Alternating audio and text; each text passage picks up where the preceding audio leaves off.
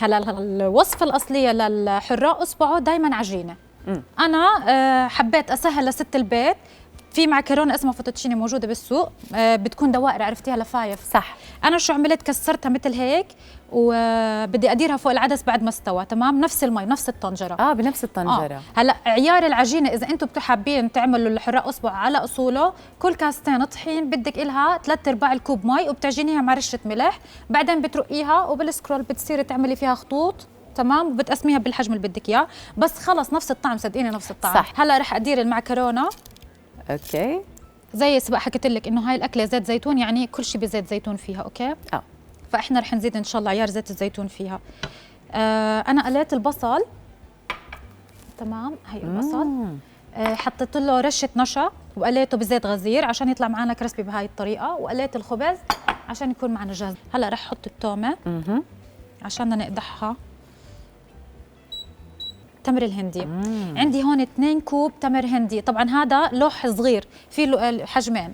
انا جبت اللوح الصغير، نقعته وغليته، بعدين مرته. ما بعرف شو الكلمه، مرت ولا مرس؟ في ناس بحكيها مرت، في ناس بحكيها مرس. المهم فعصته هيك. فعصته طلعت كل الطاقه السلبيه. وصفيته بمصفايه كثير ناعمه عشان ما ينزلش اي شوائب. بحط زيت الزيتون فوق العدس مع المعكرونه. بسم الله الرحمن الرحيم. حطينا هلا زيت الزيتون، وهلا رح احط دبس التمر الهندي. تمام، بخليهم يغلوا مع بعض. بسم الله. ححط كمان نص كوب دبس رمان. اوكي.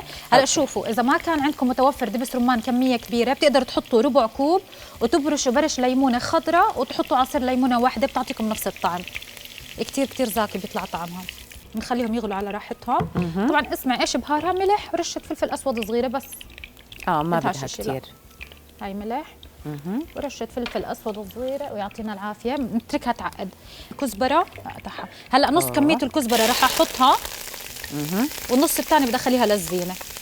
ونفس الشيء البصل رح احط كمان ربع الكميه عشان بدي اخلي للزينه. نفس المبدا. رح تحطي من البصل المقلي. هلا شوفوا، انا عشان قاليه البصل في البيت، الزيت اللي بتقلوا فيه البصل بتحطوه على الحراق اصبعه، لانه بيعطي نكهه كثير زاكيه.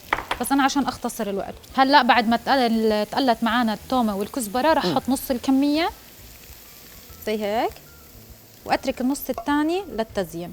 اوكي، لفوق. أيوة، وانتي بتستعملي الكزبره مش الناشفه؟ لا، الخضراء.